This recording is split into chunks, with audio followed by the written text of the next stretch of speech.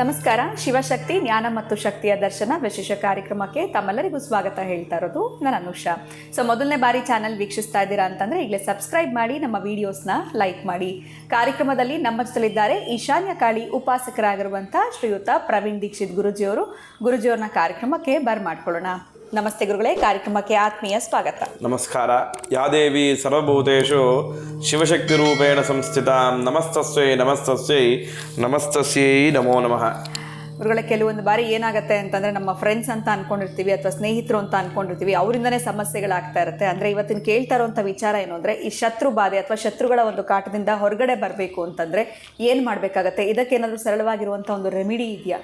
ತುಂಬ ಜನಕ್ಕೆ ಶತ್ರು ಕಾಟನೇ ತುಂಬ ಮೇಜರಾಗಿ ಕಾಡ್ತಾ ಇರುತ್ತೆ ಅಂತ ಹೇಳ್ಬೋದು. ಇದ್ರ ಬಗ್ಗೆ ಏನು ಹೇಳ್ತೀರಾ? ಖಂಡಿತವಾಗಿಯೂ. ಏನಂದರೆ, ಶತ್ರುಗಳ ಕಾಟಕ್ಕೆ ನೀವು ಎಲ್ಲೆಲ್ಲೋ ಹೋಗಿ ಬಹಳ ದೂರ ದೇವಾಲಯಗಳಿಗೆ ಹೋಗಿ ಎಲ್ಲ ರೀತಿಯ ಪೂಜೆ ಪುನಸ್ಕಾರಗಳನ್ನು ಮಾಡಿಸ್ತೀರಾ, ಉಚ್ಚಾಟನೆಗಳನ್ನು ಮಾಡಿಸ್ತೀರಾ ಅಲ್ವಾ? ಆದರೆ ಇದಕ್ಕೆ ಭಾಳ ಸಿಂಪಲ್ಲಾದ ಒಂದು ರೆಮಿಡಿ ಇದೆ.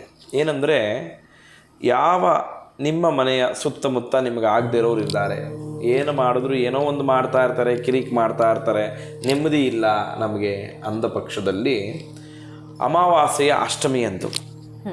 ಅಮಾವಾಸ್ಯೆ ಆದಮೇಲೆ ಅಷ್ಟಮಿ ಬರುತ್ತೆ ಅಲ್ವಾ? ಪ್ರತಿ ತಿಂಗಳು ಅಮಾವಾಸ್ಯೆಯ ಅಷ್ಟಮಿ ಎಂದು ಏನು ಮಾಡಬೇಕು ಅಂದರೆ, ನೀವು ಯಾವುದೇ ಕ್ಷೇತ್ರಕ್ಕೆ ಹೋದರೆ ಆ ಕ್ಷೇತ್ರದಲ್ಲಿ ಒಂದು ಐಟಮ್ ಮತ್ತು ಭಾಳ ವಿಶೇಷವಾಗಿ ಸಿಕ್ಬಿಡುತ್ತೆ. ಏನು ಗೊತ್ತಾ? ಕಡಲೆಪುರಿ. ಕಡಲೆಪುರಿಗೆ ಯಾವುದೇ ರೀತಿಯ ದೋಷವಿಲ್ಲ ಅಂತ ಹೇಳುತ್ತೆ. ನಾವು ಪೂಜೆ ಪುನಸ್ಕಾರ ಅಂದಿದ ತಕ್ಷಣ ಮದುವೆಯಲ್ಲಿ ರೇಷ್ಮೆ ವಸ್ತ್ರವನ್ನು ಉಡಿಸ್ತಾರೆ. ರೇಷ್ಮೆಗೆ ಏನಕ್ಕೆ ಗೊತ್ತಾ ಅಷ್ಟು ಪ್ರಾಮುಖ್ಯ? ರೇಷ್ಮೆ ಅಂದಾಗ ಯಾವುದೇ ರೀತಿ ಮೈಲಿಗೆ ಬರಲ್ಲ ಅಂತ. ಅದಕ್ಕೆ ಪೂಜೆ ಪುನಸ್ಕಾರ ಅಂದಾಗ ಕೆಲವೊಂದು ಪೂಜೆಗಳಲ್ಲಿ ರೇಷ್ಮೆ ಕಂಕಣವನ್ನು ಧಾರಣೆ ಮಾಡ್ತೀವಿ. ಏನಕ್ಕೆ ಅಂದಾಗ, ಒಂದು ಸತಿ ಅವನಿಗೆ ರೇಷ್ಮೆ ಕಂಕಣ ಧಾರಣೆ ಆಯಿತು ಅಂದ್ಕೊಳ್ಳಿ, ಅವನಿಗೆ ಯಾವುದೇ ಹುಟ್ಟು ಸಾವು ಏನೇ ಸುದ್ದಿ ಬಂದರೂ ಅವನಿಗೆ ಮೈಲಿಗೆ ಆಗಲ್ಲ. ಅದೇ ರೀತಿಯಾಗಿ ಕಡಲೆಪುರಿಗೂ ಇದರ ಒಂದು ಮಹತ್ವ ಇದೆ. ಏನು ಅಂದರೆ, ಈ ಅಮಾವಾಸ್ಯೆಯ ಅಷ್ಟಮಿಯಂದು ನೀವೇನು ಮಾಡಬೇಕು ಅಂದರೆ, ಹಿಂದಿನ ದಿನಾನೇ 1 ಲೀಟ್ರಷ್ಟು ಕಡಲೆಪುರಿ ತಂದು ಮನೇಲಿ ಇಡಬೇಕು.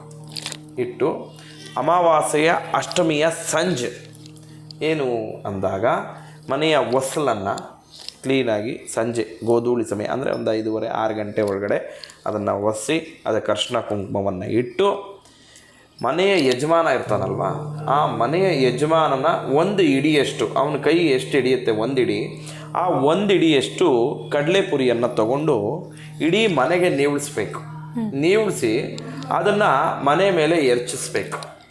ಮನೆ ಮೇಲೆ ನಿಮ್ಗೆ ಯಾವಾಗ ಎರಚಿಸ್ತೀರಾ ಆಗ ಯಾರ ದೃಷ್ಟಿ ನಿಮ್ಮ ಮನೆ ಮೇಲೆ ಬೀಳಲಿ ಇಲ್ಲ ನಿಮ್ಮ ಮೇಲೆ ಬೀಳಲಿ, ಯಾವುದೇ ಕಾರಣಕ್ಕೂ ನಿಮಗೆ ಆ ದೃಷ್ಟಿ ತಗಲಲ್ಲ.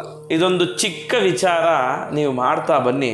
ನಿಮ್ಮ ಶತ್ರುಗಳು ಯಾರೇ ಆಗಿರ್ಬೋದು, ನಾವು ಇವರು ಶತ್ರು ಅಂದಿದ ತಕ್ಷಣ ಇವಾಗ ಕೆಲವರು ಹೇಳ್ಬಿಡ್ತಾರೆ, ಅವ್ನಿಗೆ ಏನಾರ ಒಂದು ಆಗೋಗ್ಬಿಡ್ಬೇಕು, ಇಲ್ಲ ಏನೋ ಒಂದು ಮಾಡಿಸ್ಬಿಡ್ಬೇಕು, ಈ ರೀತಿ ಎಲ್ಲ ಖಂಡಿತ ಬೇಡ. ನಿನ್ನ ಕರ್ಮವನ್ನು ಅವನು ಅನುಭವಿಸ್ತಾನೆ, ಅದು ನಿಮಗೆ ಬೇಡ. ಆ ಕರ್ಮ ನಿಮಗೆ ಯಾಕೆ? ನಿಮ್ಮನ್ನು ನೀವು ಕಾಪಾಡ್ಕೊಳ್ಳೋಕ್ಕೋಸ್ಕರ ಏನು ಮಾಡ್ಕೋಬೇಕು? ಇದೆಲ್ಲ ಚಿಕ್ಕ ಚಿಕ್ಕ ವಿಚಾರಗಳೇ, ಆದರೆ ನಿಮ್ಮನ್ನು ಪೂರ್ಣವಾಗಿ ಕಾಯುತ್ತೆ. ಇದನ್ನು ನೀವು ಯಾವತ್ತು ಅಷ್ಟಮಿಯಲ್ಲಿ ಈ ಕಡಲೆಪುರಿಯನ್ನು ರಾತ್ರಿ ಮಾಡ್ತೀರಾ, ನಿಮ್ಮ ಮೇಲೆ ನಿಮ್ಮ ಕುಟುಂಬದ ಮೇಲೆ ಯಾವುದೇ ರೀತಿಯ ದೃಷ್ಟಿ ಇದ್ದಲ್ಲಿ ಖಂಡಿತವಾಗಿ ಆ ದೃಷ್ಟಿ ನಿವಾರಣೆ ಆಗುತ್ತೆ.